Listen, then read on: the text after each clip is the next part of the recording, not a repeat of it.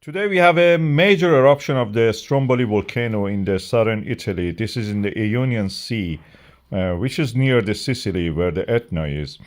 The island is actually inhabited, so we have a village there, but also on the other side of it we have this volcano erupting regularly like this one.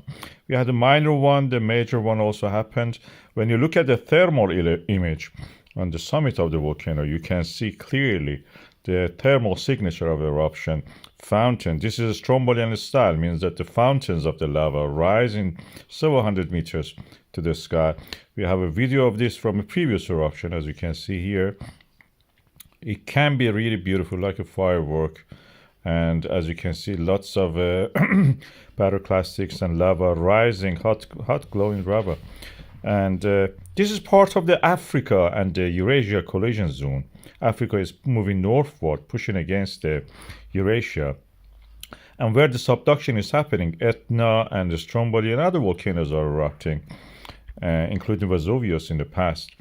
And this is the map of the Stromboli. You can see to the north side there is a flat area, pink colored in this one. This is the area that the active volcanism is happening all the time, being resurfaced again. So nothing grows there at the moment.